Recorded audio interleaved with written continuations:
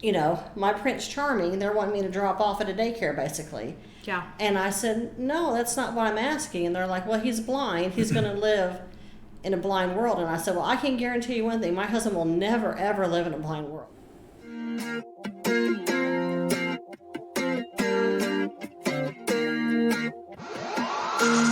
Welcome to the Blind Mom Life podcast. I'm your host, Chelsea Painter Davis, blind wife, mother, and public speaker. I want to invite you to dive deep with my special guests and I as we talk conquering disabilities, cherishing motherhood, and choosing life. Are you ready? Action.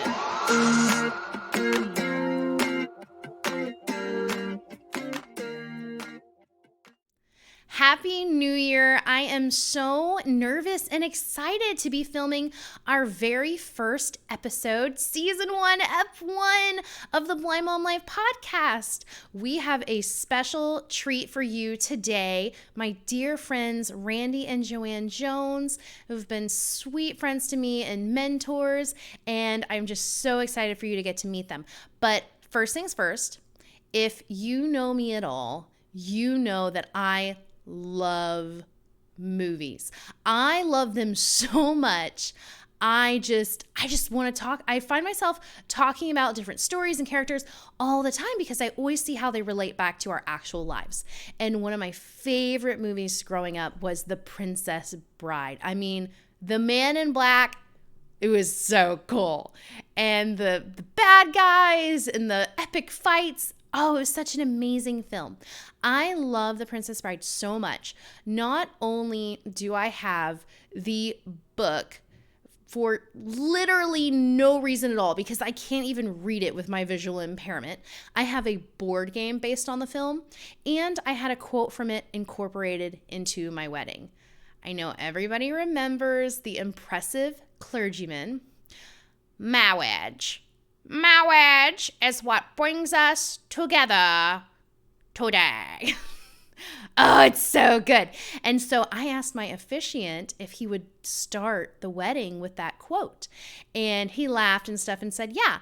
But about an hour before the wedding started, he came to me and he said, wait, are you serious?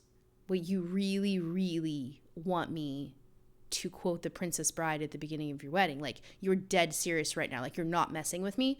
And I was just so confused. I was like, why would I be kidding about that? Like, it would be the greatest thing ever. So thankfully, he decided to trust me and he did it, and everybody laughed, and it was so fun, and it's such a sweet memory of my wedding. It just makes my heart so happy that it was incorporated into my wedding. And to this day, my husband is so lucky that we got married in Arkansas, because now that I live in Florida, I found out that they do pirate ship weddings. And oh wow. If that had been a possibility for me at the time, I would have been all over that. But The Princess Bride is not only great for its villains and its epic battles and its quotes, it's also great because of Wesley. Wesley is such an inspiring hero. He decides that he loves Buttercup really before the story even starts. And the whole film is about all the things that try to stand in between their love. He is separated from Buttercup through status, through poverty, through career, through pirates, through princes, through Vizzini, a giant, an expert swordsman. He's separated because of ROUSs and lightning sand and torture and almost death and a castle guarded by 60 men. And he just never gives up. He keeps going after his bride, and he is not going to quit no matter what the adversity is, whether it's a bad guy he needs to fight, he needs to outsmart, whether it's his own body, weak from torture, not yet healed. He has the strength and the courage to pull himself up, stand with broad shoulders, and look Prince Humperdinck in the face and say, drop your sword. It is amazing, that kind of courage and that kind of perseverance.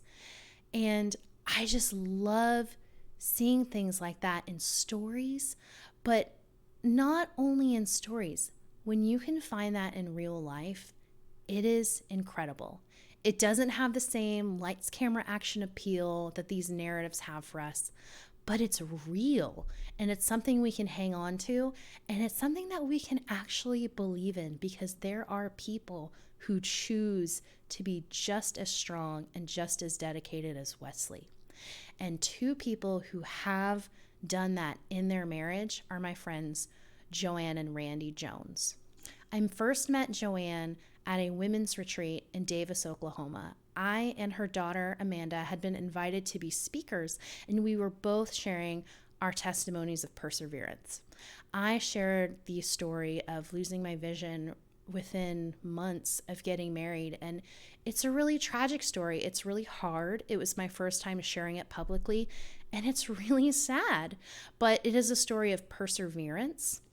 And as soon as it was over, Joanne pulled me aside and kind of pulled me into a hallway and wanted to talk to me. And I wasn't very familiar with her. I didn't know much about her, but I said, you know what, fine. Yeah, let's talk. And she just shared with me that, Chelsea, I want to pray for you and I want to encourage you, because my husband and I went through the same thing that you and your husband went through, only reverse. And I know how hard it is. I know how scary it is, but I want to let you know, sweetheart, you can do this. God has put this suffering into motion in your life for a reason, for it to be overcome, and you don't have to quit. You can be a wife, you can be a mother, and you can do all of these things even though you're blind, because my husband Randy did it, and we did it together. And I'm just so excited that I met you here today, because I wish that I could be the person to encourage you. And I'm so happy to say that Joanne has been that person for me. Her and her husband Randy have been who I call when I don't know what to do about my kids, when I'm so stressed out about trying to feed them the baby food, but I don't want them to make a mess, but I can't keep my hands on them constantly to make sure they're not just smearing it in their hair, because I don't want them to have a complex because their mom won't stop touching them while they're eating, but I don't want them to choke on their food and put too much in their mouth at one time. And all these questions of things, what should I do in the practicality of blind motherhood or being a blind wife? It's really hard. It's a lot of stress on my husband having to supplement for things that I can't do. And then me carrying that insecurity with me of feeling bad about the things that I can't do. And it's so refreshing and so wonderful to have not only friends, but mentors that I can call who are there for me. So I am so excited to introduce you to my real life Wesley and Buttercup, a man and a woman who have fought for their love, and they have not given up in the face of adversity, because they decided that they were going to be together and they were going to get through the hard things. They weren't going to quit. Without further ado, Randy and Joanne Jones. Okay, guys, I am so excited to be here with Randy and Joanne Jones. We are on location filming today, and I just wanted to start with you guys telling us how you met. So which one of you wants to take that story? You go for it. I'll start. We actually met on a blind date. I was not blind. He was not blind. So that's always a fun thing, a fun memory we have. My best friend was friends with his brother, one of his brothers. So it was, we were 15, wasn't old enough to date, but I could go on group dates. So what were your first impressions of each other? At first, we didn't like each other. Oh, really? But by the end of the day, we were holding hands in the back seat. So. What do you mean you didn't like each other? Like, did you think, oh my goodness? She thought I was a dork, and I thought she had a long nose. Oh, so it was visuals for you at first. That was right. The issue, right? That's right, and that's why I am what I am now. I'm blind. Yes. Yeah. So how did you? Wait, what was your first impression of Randy then? Was it just that he was dorky, or Kind of dorky, yeah. when you say dorky, what do you mean by dorky? Like, was he like booky or like? No, just Well, you said my pants were a little bit high water. He had but I high don't water think, but I corduroys don't on. think I don't think so. So how did you like know that this was someone you wanted to date again, and then eventually someone you wanted to marry? Like, what was that process like for you guys? I think we started really after that first night. It was really we started talking to each other every day on the phone, and just spent more time with each other until we just kind of grow together, I guess. I think, I'm sorry. No, go ahead. I think for me, he was always so respectful of me, and then we had the same values, respectful of my family, just hard worker at that young age already. Were you guys both 15? Yes. Yes. Yeah.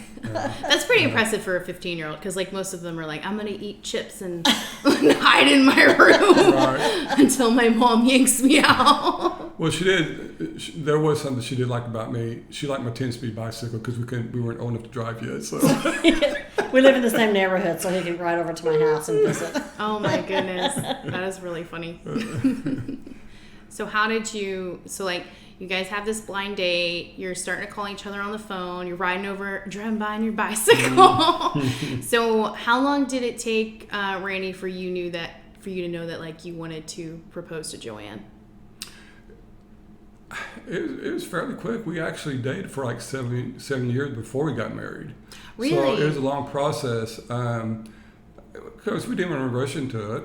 And it's just like, again, it's one day at a time. We just really liked each other, and we didn't, like I said, we didn't want to rush it. Of course, we didn't want to be too young to get married either. So we were 23? 23. 23 when we got married. So. What is your? Go ahead. And it was also really a God thing. You know, definitely a God thing that played a big part in this whole life. So. What is your proposal story? It's wonderful. It was on September 12th, my birthday. Took me to a restaurant in Tulsa called The Rafters, which was really, it had stained glass and just really pretty restaurant. No longer there. Then we went to a little bridge down off of Riverside. 11th Street pedestrian bridge at nighttime. Pedestrian bridge. It was lit up. You can see the glistening lights off of the, just picture this, glistening lights off of the water. And we're looking, and next thing I turn around, he's down on one knee, and I'm like, whoa, this is happening. Sounds so beautiful. Yeah. And of course, he had already asked my dad and mom for this. So this was fully planned out. Oh, absolutely. Absolutely. Had the ring in the pocket. And I did in the not box, know. So, Yeah. You were really surprised, like you didn't see it coming at all? Well, we had picked out the kind of ring I would like, and we knew that, but I did not know when it was going to happen. Right. No. Yeah.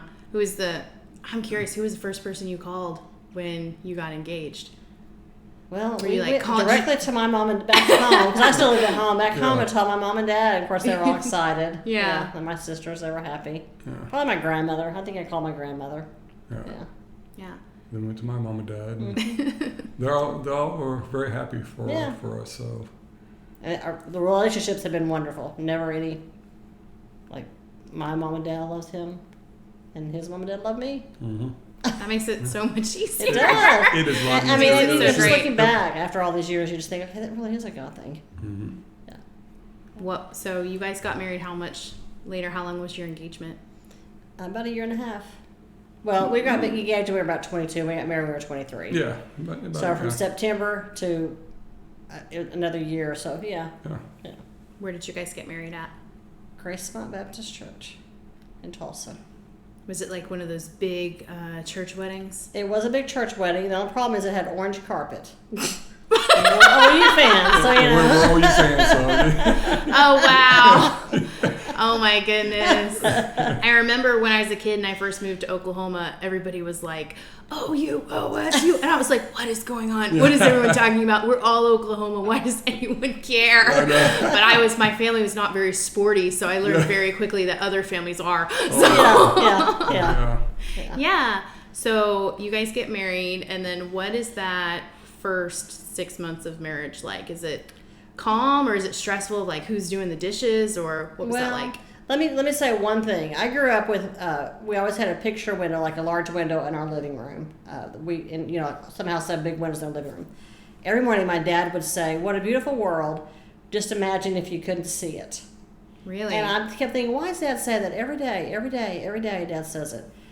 I mean, and of course, I met Randy, went through life. I never really was around anybody that had eye trouble, this severe. And then whenever we met, and then, 6 months later, that's how. But I will say the first 6 months were wonderful. We both worked. We both had jobs. And again, we really kind of just fed off each other. We knew what to expect from each other. Mm-hmm. Yeah, we.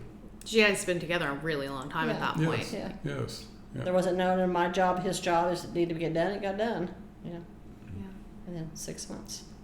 So how did you, when you first realized something was going wrong, Randy, how did you know and what did you do? Well, let's go back a long time ago. When I was in second grade, I started having eye trouble. And the way they knew that is when I started buttoning my coat. Buttoning my coat. I would button it crooked. So what's wrong with him? So they went to the eye doctor, and from then on, they picked up I had glaucoma back then, but they didn't do anything about it because it kind of took itself. It kind of maintained, didn't get any worse, didn't get any better. Had glasses grown up. So when you say glaucoma, like what does that mean? It's an eye disease. He was a rare form. It's a rare form of glaucoma called pars planatis, but they didn't know that at that time. Mm-hmm. It was now when they figured out what it was too late to do anything about it. So fast forward, I started losing my eyesight even more when it was like probably 21, 22. It just got really bad. So one day we were in bed, she was asleep. All of a sudden I just had this massive head. Back behind my head was just killing me. I couldn't lay my head down. It was so sensitive. So I got out of bed, let her sleep, went to the furniture room, and it just continued on. I could not lay down. It's excruciating. It was just horrible. So I had to get her up. I said, Dwayne, we got to go to the doctor. We got to go to the hospital. And went to the hospital. Long story short, my eye doctor was out of town. It was like 12 o'clock at night, 1 o'clock in the morning. They checked my pressure on my eye. It was 80. They had to do emergency surgery because if they didn't, my eye would literally pop out. So they removed my left eye. And then shortly after that, my right eye started doing the same thing my left eye was doing. So time I was 25, I was totally blind. And so it would have been 2 months after we were married. I'm sorry, 2 years. But yeah, when I was totally blind. And the doctors back then said, well, you got till you're 50 years old, you'll go blind. Well, they kind of missed it by 25 years. So I went blind 25 years old. So yeah. Yeah. What was that? What was that like for you, Joanne? Like you're just asleep and you're like, yeah, everything's fine. I'm getting my snooze on, and then all of a sudden, like Randy's like, we got to go to the hospital. Yeah. What were you thinking in that moment? At 23, I was thinking, what's happening to my strong husband? I'd never seen that pain or that he was in so much pain. And when they, like you said, when they rushed him in and did that, I just knew that I just wanted him to be helped and out of the pain. I never, I didn't know what was going to happen, at that time. And we thought one eye, we were going to take that one eye or, remove the one eye. And then we thought, okay, well, obviously it just went over to the other eye, basically. Did you, so like, what was the amount of time gap in between your first eye and then them having to take your second eye?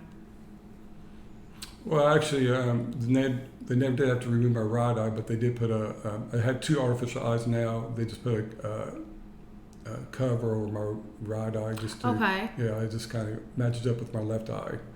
So my right eye is still there, just covered okay. up. So. So when they it took was probably, I have to think about, I would say, well, probably a year.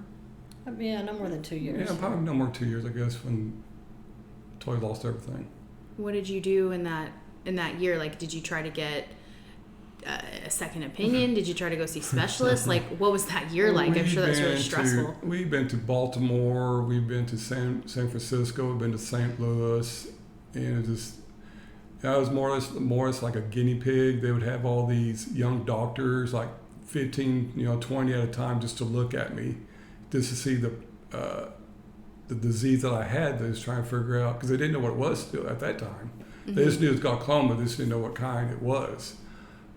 So yeah, they could never figure it out. So again, so once they did figure it out, it was too late to do anything about it. So there wasn't much hope. So how does explain this condition to me, because I don't really understand how it works and stuff. There's so many different eye conditions. So when you say this rare form of glaucoma, like, does it deteriorate your optic nerve? Does it just cause this pressure explosion? Like, it's just more like my case was the pressure, because they test the if I had sight around my eye, around the eye and all that, but like I said, there was nothing on that particular disease, so there wasn't a whole lot of I guess knowledge. Does that make sense? Yeah. Well, it's real rare. I mean, like, whenever he was told, there was like 10 reported cases in the world. Yeah. Wow. Extremely rare. So they just didn't know what to do. And I just didn't have much, reaction. Like I said, it was just the problem I was having was just the blurriness, and then eventually lost, like anything else, the last thing I had was the light perception, and then of course I lost that as well. So it was really mainly the vision itself, and then the pressure was pretty much, and again the nerve damage that it caused.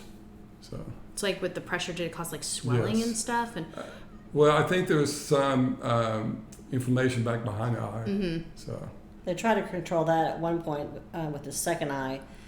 With injections. With freezing your eye. And bless his heart. The doctor said, and of course we were married, Joanne, do you want to go in with him? And I'm like, oh, sure.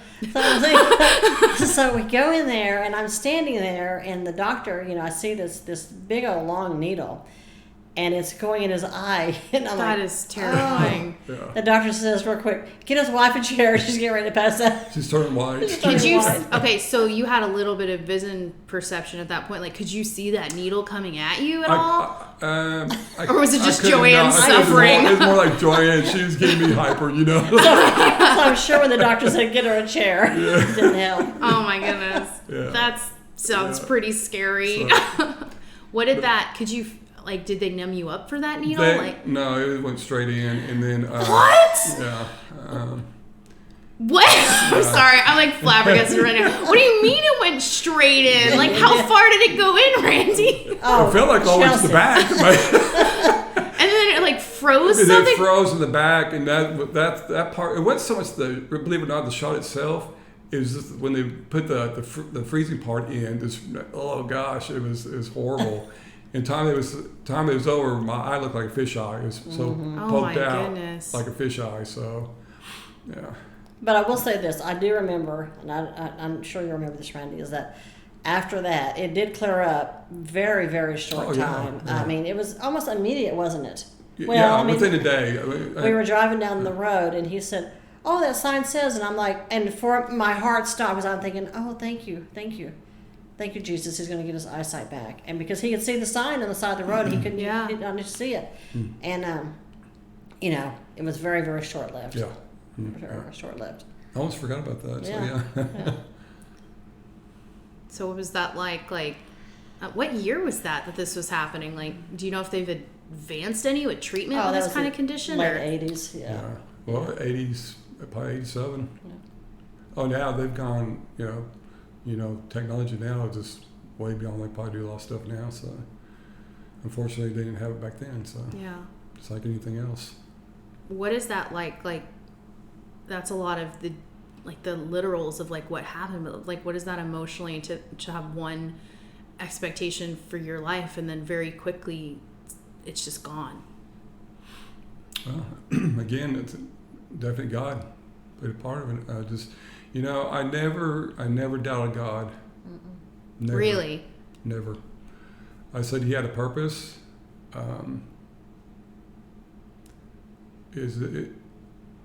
it's hard to adjust, obviously, but I never blamed him. I said, why me, God? Why? And I said to myself, why not me? This is going to be somebody else. So that's just the way I looked at it. Did you have that kind of reaction, Joanne, or were you angry? Were you like, I can't imagine just being able to be like, this is okay, because I know when I lost my vision, I there's a lot of shock that sets in, and I felt a lot of frustration, and I was dealing with bitterness. And like, how did you do with that, Joanne? Because like your dream got changed too. Like absolutely. Well, I don't know that I would say, I don't know my dream, because Randy has always been Randy. It just hasn't changed his respect. It hasn't changed his core values. Honestly, it's drawn us closer to God, because when he says that, I think what a blessed person I am to be married to such a man that loves God, that truly, truly trusts God and doesn't ever ask why. He's never asked why, and he's always said that. And he's even said, if my blindness helps one person come to Christ to see that it's okay. We're not all perfect. We're not going to be perfect till we get to heaven. And so, I just think that's but don't get me wrong. It's sad. As a woman, I feel sad for him. But don't get me wrong. I had frustration. The hardest part of all of this was two things. It's okay. Sorry, Randy. Sorry. You don't apologize.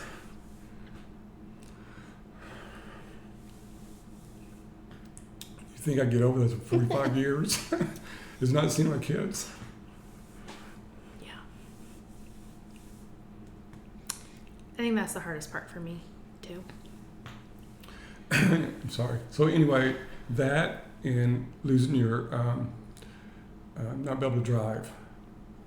Not be able to drive and not be able to see your kids are the most frustration part of it all. Again, you have to deal with it, but there were some times that it was hard. So we always joked that I wish I shouldn't have joked like this. That if anything ever happened to us, he'd give me a run for my money because he'd definitely get the kids because he's a much better daddy than. But I do want to say something here is that when he first lost his sight, we were young and he was gainfully employed, and we were like, I was searching, like, what can he do? Where can he go? What can we do for him to get retrained or before we found the program that he was in? And then I called a place in Tulsa, and they told me that we're 23 years old. Do you work? And I said, yes. They said, well, you can bring him down here on your way to work, and we can make sure that he's okay. We can basically babysit him during the day while you're at work. And I'm like, excuse me?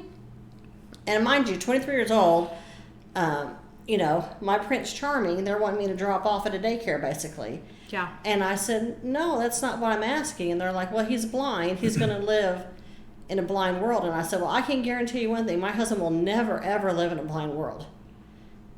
I am sighted. His family is sighted. Friends are sighted. We're going to live in a sighted world. Mm-hmm. And that might be harsh for people that are totally blind, but that's just the way we felt. You know, we want to try to make it as normal as possible. Well, I think it's like, I don't understand why they would just expect you, like a human being, to just sit in a chair. But see, that's the society. A lot of people, and this, they just don't know how to treat blind people almost to this day. It's gotten better, but really there's a lot of people don't know how to do it. Yeah. And we're just like, just ask him what he needs. It's okay to ask.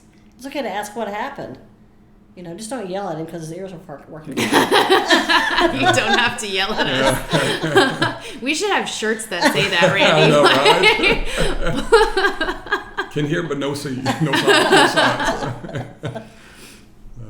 I feel like it's so, like, the reaction that I get with people is they're usually one of two people. It's like someone who thinks I can't do anything, or someone who doesn't understand why I have problems doing anything. Like, I'll have people ask me if I need help to go use the restroom, but then I'll have people ask me, like, I don't understand why you dropped out of college when you went blind. Like, why did you need a break? Why couldn't you just keep going? Like, it's like, I was dealing with something, something quite significant. I thought I'd take a pause. So. Let me figure this out. But how's that? So how is this moving forward? Like, this big thing that you didn't expect to happen. Like, how's that affected leading your family and being a husband? Like, did you guys just know you were gonna stay together when this happened? Because so many people, when conflict arises, they buckle. They bail out. It just never entered our mind. At least my mind, I know hers, it just never entered our mind for divorce. It was never, we were going to figure it out. I loved Randy. I didn't love his eyesight. Yeah. I mean, it didn't change the person he was. And so with Joanne, and there's been many people that we knew that would bail out. And that's a question I asked Joanne. I don't know why she stuck it out. She could bail out just as easy. Because I love you. I mean, nothing's guaranteed in this world. I mean, I was in a real bad car wreck, and he was right there by my side the whole time. So nothing's a guaranteed. We don't know what's going to happen, and we took our marriage vows sacred. I mean, that's what it is. And if we're better for worse, right? Yeah.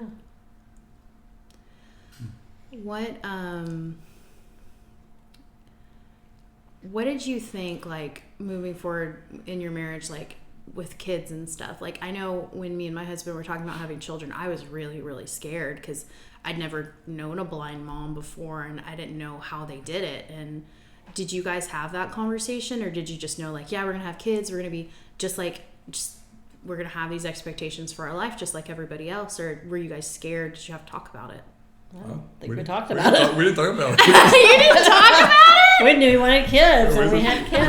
We just, like I said, we just figured it out. You guys are so brave, because I agonized over this decision. I was so nervous. Wow, I feel like a dork now. I was so nervous. You were like, okay, were there things that you were worried it would be difficult to figure out, and like how to care for your daughters? Or yeah, there was, but again, we figured it out. I would help her as much as possible, just for the fact I just don't want to just not do nothing. So she would sleep quite a bit at nighttime, where I'd take care of the kids. I would change their diapers or whatever. And speaking of diapers, they had the cleanest butt in the world. I would use like 6 or 7, 8 wet ones just to clean them up. So. I had C-section. At that time, he had a seeing eye dog. Yeah. Oh, I didn't know that. It was so funny because that's why I would sleep at nighttime, and then he would work during the day, so I was up with the baby at daytime, and he wanted to take care of them at nighttime, and so I heard him one time. He's Ramen, which was a seeing eye dog. You're my dog, because he was in there laying next to the baby bed. And I got up to check on the baby, and then I ended up tripping on my dog that's in the other room. Oh, wow. So, how long did you have this seeing eye dog? I didn't realize that you had one at one point. About 10 years. Oh my goodness. Yeah. Was it just for like travel to get to work and stuff at that point in your life, or would you mostly use them for? Yeah, for wherever I went. Mm-hmm. Yeah. So latch on Joanne, let's take my dog as well. So until the dog turned traitor, and that is so funny. Yeah. What is? So you've got all this. You've got this big surprise in your life, this big change, and you're just deciding, like, I'm going to move forward anyway. I'm going to keep fighting for this normal life. So I guess, like, what are some examples of, like, how you've chosen to lead your family as, like, husband and father? I know you said that you got up at night and you're taking care of the baby, but what are some other things? I guess this is mostly a Joanne question. Like, how has he just impressed you of, like, still just assuming that role and being there for your family? He's a strong man. he loves the Lord, believer in Christ, and he's always respectful and honest and just genuine. I mean, and we just have fun. I mean, we just really have fun. I mean, there's just so many times. I mean, a few instances, like we had a above ground pool in the backyard, and normally I would mow the grass and I couldn't get the lawnmower started, and he's like, I'm going to be out here piddling with it, so to hear it start, don't worry about it. Well, I'm looking out the window and he's out in the backyard mowing the grass. And I'm like, what are you doing? That's really boss, Randy. Well, it's kind of easy because the grass was so high anyway. Yeah, he said, if I run into the pool, I'll stop. You know? Oh my goodness. I mean, he just doesn't stop. He doesn't sit down and ever stop. I mean, we lived, when we were first married, first several years we lived in a house where we were really close to the neighbor, and he put 3,000 Christmas lights on our little bitty 2-bedroom house. I mean, so there was lights everywhere.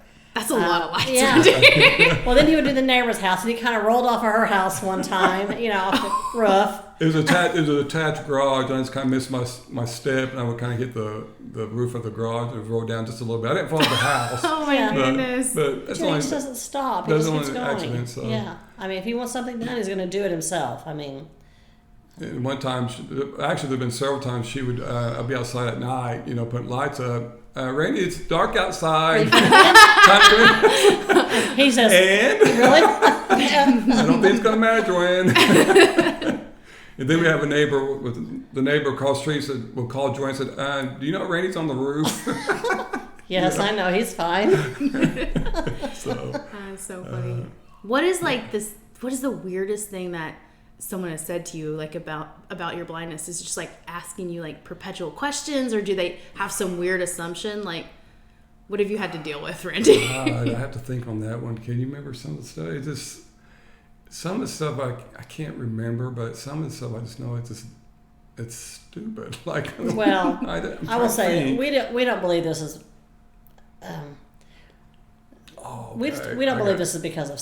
I mean, you take the story. Well, it's how some Christians think you're sinning when you have some kind of disability, you've sinned of some sort, which that's that's hogwash. So I would have actually several people would come up to me and say, "Oh, can I pray for you for your healing for your sin?"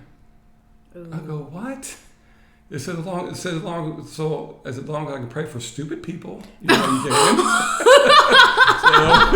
So we do love prayer. But that's for the wrong reason though. It was like, because okay, you playing God, why are you judging me?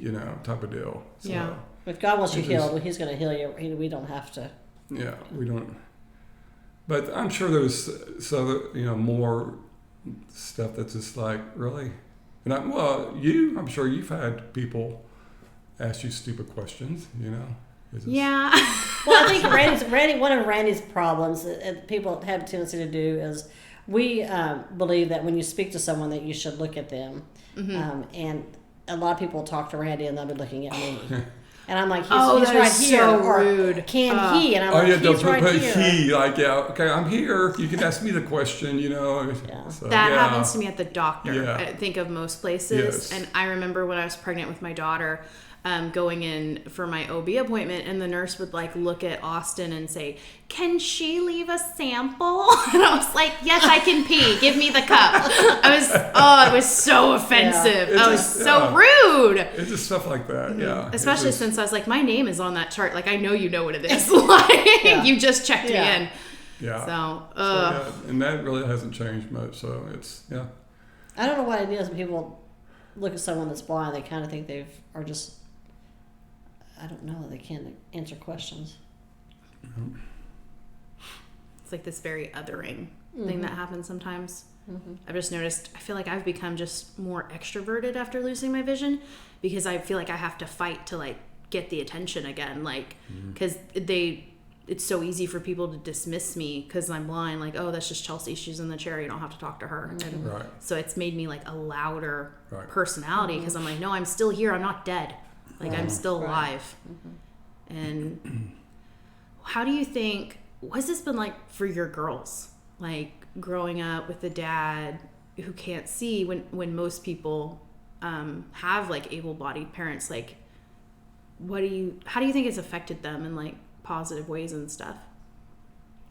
I think, well, I'm going to stick to this because watching the kids, a funny story, when they were little, I'd roll their hair. They would say, "Daddy, feel my hair," and we use words like look and see. I mean, those are still words that we use in our house, and Randy used them. And I've even been told that we even say, "Daddy, look at this," or "Daddy, can you see this?" Well, he sees with his hands, not his eyes. And so our kids have realized that. I think our kids have grown up well. I mean, they see their daddy being a strong man and leader of the house, and I can say thankfully, I mean, that's the kind of people that they've married, a strong men that love the Lord and that are leaders of their house. And but I got to tell you, the oldest one, Amanda, our oldest one, she's very detailed. So she would grab my hand and said, "This is blue, this has stripe, this is square, and over here is," so she'll get all this very detailed stuff. Very detailed. So they don't want him to miss anything. Yeah. And that's been one of the hardest things for me, is to watch Randy the kids go through and grow, and not be able to see, obviously, the kids, but Is there anything that like helps you deal with those feelings? I know you said that like just God is a big thing that helps you. Is there anything practical that like you could say for someone who's going through a similar circumstance, like they just wake up one day and they're sicker than they thought, or how could you encourage them or give them wisdom on that? Well, I mean, you really just got to take one day at a time. You really do, because each day is kind of different sometimes. You can't give up. I mean, if you want to be one of those person that gives up, you're not going to make it. If you're one of those person that wants to be a go-getter, you're going to do all you can to reach your goals. So it's really for the individual what they want out of it. I just chose to not sit in the corner, not sit in the house, do nothing. So, Randy, you told me, you remember this? You told me one time when the kids were little that you're thankful. You may not be able to see them, but you're thankful that you can still hold them, talk to them, walk with them. Absolutely. There's always somebody worse than you. Them. I mean, there's always somebody worse than you. So. Yeah. Well, thank you guys so much for sitting down with me and sharing your story and stuff. I hope it can be really. I hope someone out there who's listening can just really hear this and be inspired by you just not willing to quit and just deciding that your life was worth it. And I'm so glad you guys said no to that daycare chair. That's right. Yeah. I'm so glad we're gonna get this under our belt. I'm so glad that you guys are even just someone that I get to talk to now as like mentors that I can call and be like, I don't understand how to do this thing with my baby. Like, what do I do? They're not listening to me. And it's just been such a blessing in my life just to get to have you guys on speed dial for me. Well, that was a God thing. That was a God thing. Yes. That's right. I think it's important. I also want to say that whenever you sit down, if you're going through a hard time, just sit down and remember when God blessed you and how you got through things, because there's always something you can think about if you just slow down. Mm-hmm. Why not me? There is so much wisdom in that simple turn of phrase. I remember spending so much time after I lost my vision silently asking God, why me? Why did this happen to me? I just graduated high school. I just got married. My life is supposed to start right now. I'm not supposed to go blind. This was not part of the plan. Why did you let this happen? Why are you choosing not to heal me? Despite all medical advice had been given, all the treatments, going into my first PCP appointment and them saying, oh no, you're just stressed. You just have a headache. There's nothing wrong with you. And then the next doctor saying, no, don't worry. You're going to get most of your vision back. It's going to be fine. Oh no, don't worry. I think this surgery that I want to give you, it's going to help a lot. And yet every day I literally watched my vision drip away when I was promised it wouldn't. When I had people coming up to me saying, don't worry, Chelsea, my doctors told me I'd never walk again, and look at me, I'm walking right now, so I know God is going to heal you. And he didn't. Why me? Why did this happen to me? But if you add one simple word to that phrase, to that question, just like Randy did, you can put yourself back in the driver's seat of your own life, because you don't choose your feelings, but you choose your attitude. You choose how you respond, the decisions you make, the actions you take. That is all up to you. And you can do so much more than you think you can if you just try. I spent too much time sitting in a chair after I went blind, feeling sad and sorry for myself. And honestly, still dealing with the shock of being blind at 19 years old.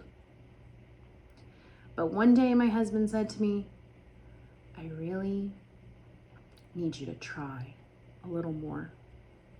And he was right. I did need to try harder. And I took his advice, and I started doing so much more than I thought I could. Now I have 2 little kids that I take care of what feels like 1,000 hours a day. And I never thought that that was something I could manage before. It sounded like an insurmountable task to me as a blind woman. And here we are, 2 beautiful kids that I feed, that I bathe, that I put to bed, that I play with, that I care for. And I did that when a lot of times I didn't think I could. It was all possible just because I tried. So when you're in a situation that you find yourself asking God, why me? Why did you let this happen to me? Maybe it's not a physical ailment like me and Randy had to deal with. Maybe it's an unplanned pregnancy. Maybe it's financial ruin. You've just lost your job and you don't know what you're going to do. Maybe it's an emotional problem with a family member or another loved one, and you're devastated by it and you don't know what to do. Try turning all of it around by asking, why not me? And rise to the occasion God has set in front of you to prove to yourself and to everyone else that God has a plan and a purpose, and we can do so much more than we think we can if we just try.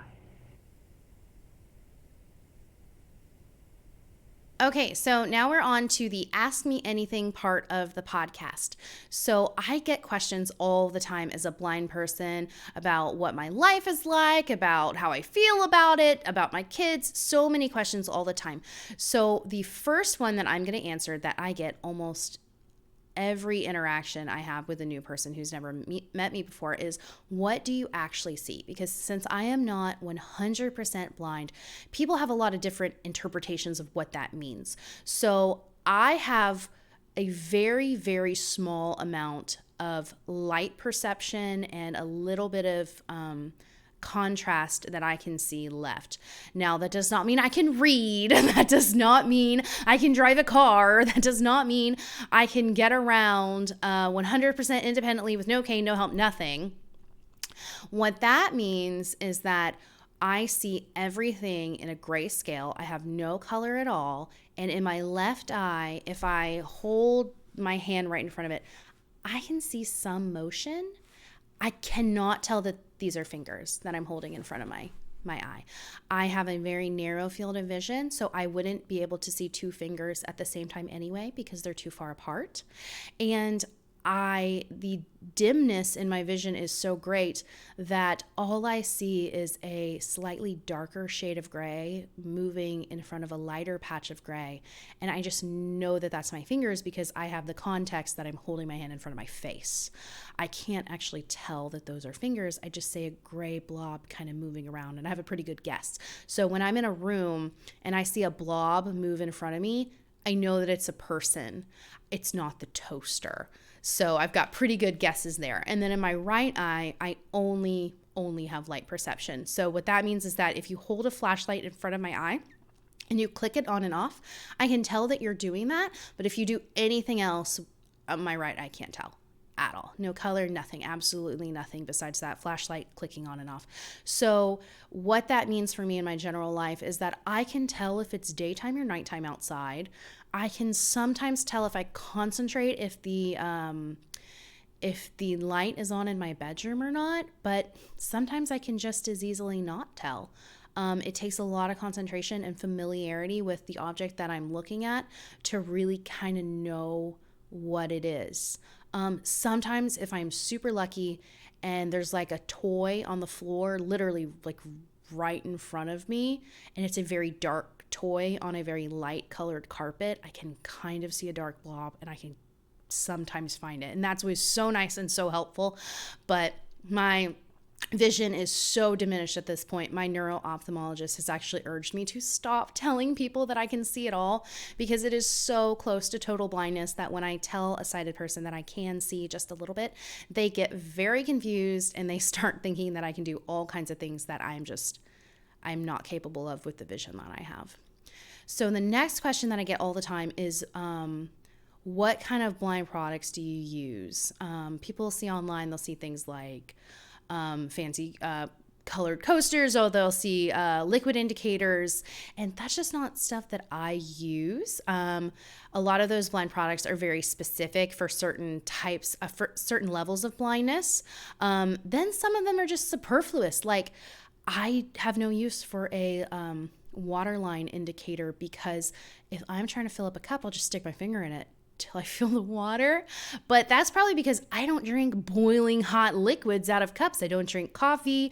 I'm not going to injure myself looking for the water line. So I just use my finger. I don't need to buy something. But my favorite products that I use are, number one, my iPhone. There is a text-to-speech software on all iPhones called VoiceOver. And what it does is when you scroll over a text blurb, the phone reads it out loud to you. And then when you double tap it very quickly, it selects it. So that is how I read text messages. That's how I navigate Facebook. That's how I can look at YouTube comments, except I don't do that anymore because sometimes they're hateful. And why do I need to look at that? I just don't have to see them.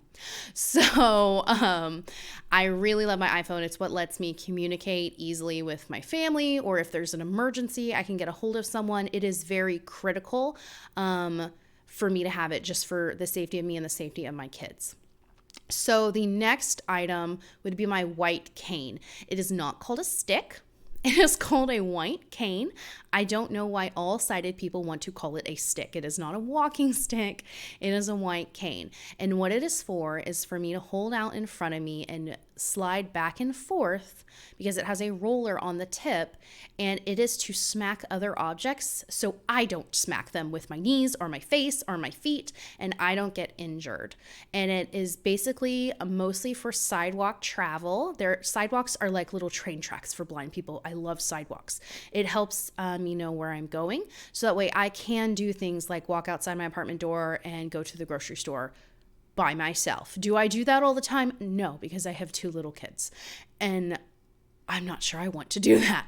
But it is something that I am fully capable of doing that if I choose to. And my cane is what makes that possible. That brings me to my next favorite item.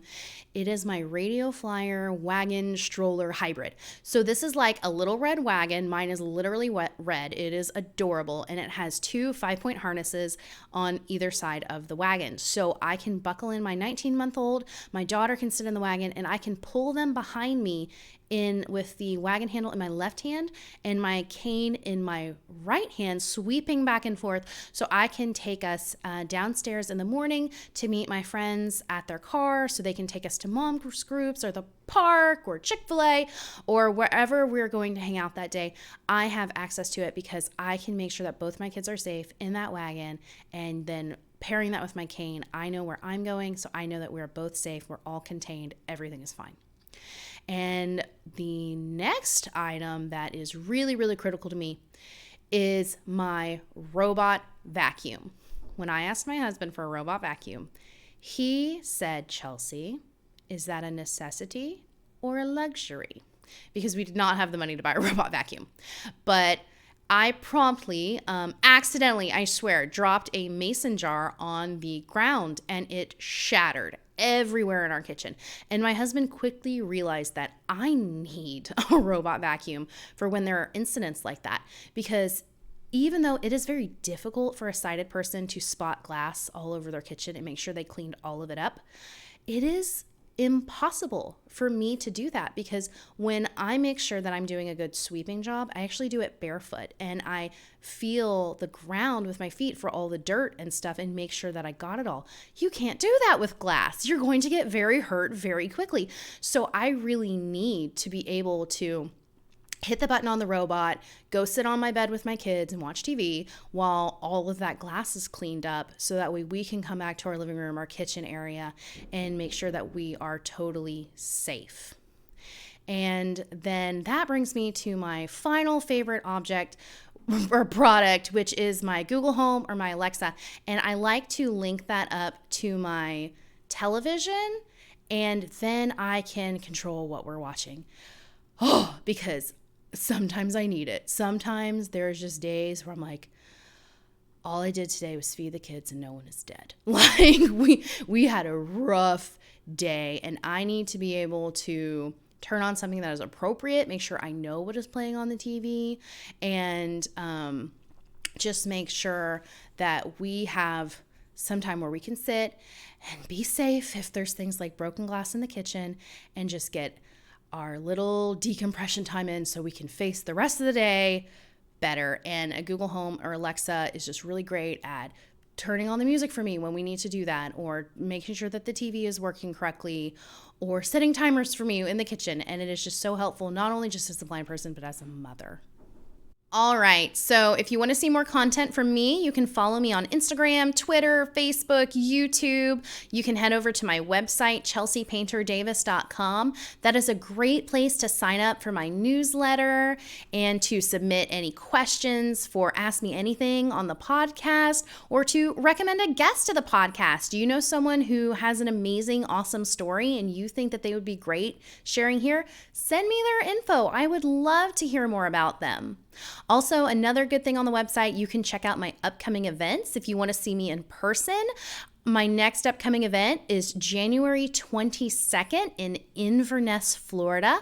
I will be at the Roe versus Wade Memorial Service hosted by the Citrus County Right to Life. It is going to be a beautiful event at noon on the historic courthouse lawn, and I would just love to meet you there.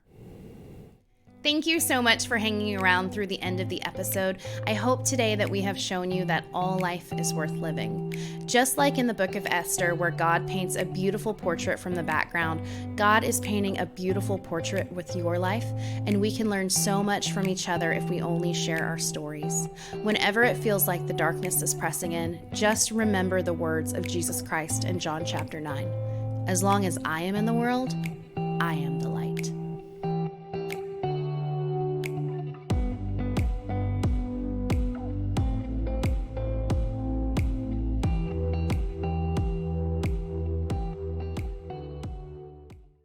Okay, 5, 4, 3. 1 second. Just 1 second. Dude, that was my moment. You did so good.